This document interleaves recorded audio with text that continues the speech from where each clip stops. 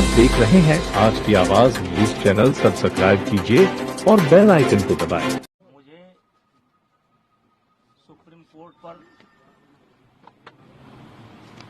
पूर्ण आस्था और विश्वास है और इस देश के अंदर सुप्रीम कोर्ट से कोई बड़ा नहीं हो सकता। और सुप्रीम कोर्ट ने के सामने कल एफआईआर करने की बात आई है और अभी यद्यप एफआईआर की कॉपी मेरे पास नहीं है, लेकिन एफआईआर हो ही गई होगी और उसमें मुझे कुछ गलत प्रतीत नहीं होता है। और जो जांच एजेंसी वर्तमान समय में दिल्ली पुलिस है, उस पर भी मुझे पूरा भरोसा है। मुझे किसी प्रकार से कोई शिकायत नहीं है और मैं पूरी तरह से निर्दोष हूं और इन आरोपों का सामना करने के लिए तैयार हूं। जांच एजेंसी जहां भी उचित समझेगी उसकी हर जांच में सहयोग करने के लिए मैं तैयार हूं। मुझे पहले भी भरोसा था, आज भी भरोसा है।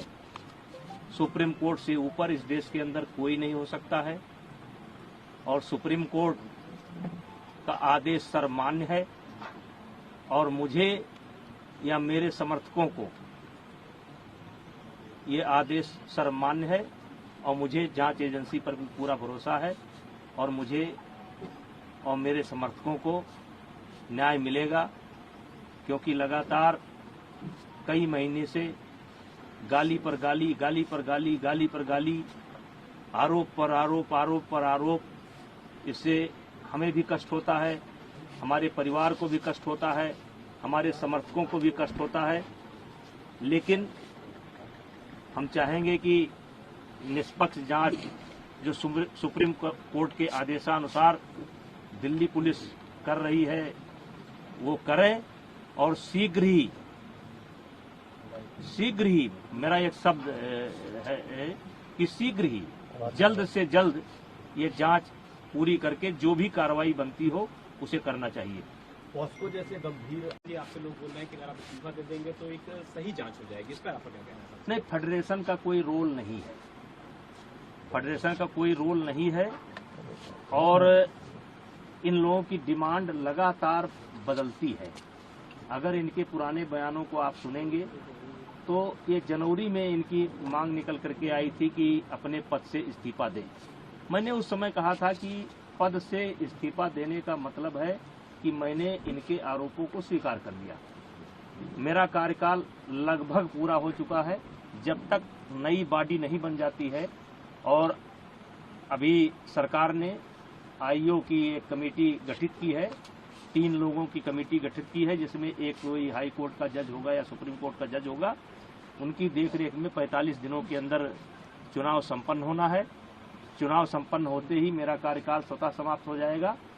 इस्तीफा कोई इतनी बड़ी चीज नहीं है, लेकिन अपराधी बनकर नहीं, अपराधी बनकर। मैं शुरू से कह रहा हूं कि इसमें एक उद्योगपति का हाथ है, कांग्रेस का हाथ है। मैं शुरू से इस बात को बोल रहा हूं। एक उद्योगपति, मैंने नाम नहीं बोला है कौन सा उद्योगपति, देश के कुछ उद्योगपतियों का इसमें हाथ है जिनको मुझसे कष्ट है, और कांग्रेस का हाथ है। शुरू बोला था और आज दिखाई पड़ गया कि किसका हाथ है। जब इनकी मांग मान ली गई, एफआईआर दर्ज की गई, जांच तरीके से कहिए कि कार्रवाई शुरू हो गई, तो तब आप क्यों नहीं जा रहे हैं? अब क्यों मोदी जी के खिलाफ बोल रहे हैं? अब क्यों खेल मंत्रालय के खिलाफ बोल रहे हैं? अब क्या जरूरत है? पप्पू यादव को बुलाने की क्या जरूरत है? केजरीवाल को बुलाने की क्या जरूरत है? वो कोई रिटायर गवर्नर है, क्या नाम उसका, सतपाल मलिक को बुलाने की क्या जरूरत है? प्रियंका गांधी जी को तथ्य मालूम नहीं है। जिस दिन प्रियंका गांधी जी को तथ्य मालूम होगा कि दीपेंद्र हुड्डा ने कहां ला करके मुझे फंसा दिया, उस दिन उनको मालूम पड़ेगा। ये जांच की रिपोर्ट आएगी तब उनको मालूम पड़ेगा गलत जगह पर फंस गए। आज जो कांग्रेस की दुर्गति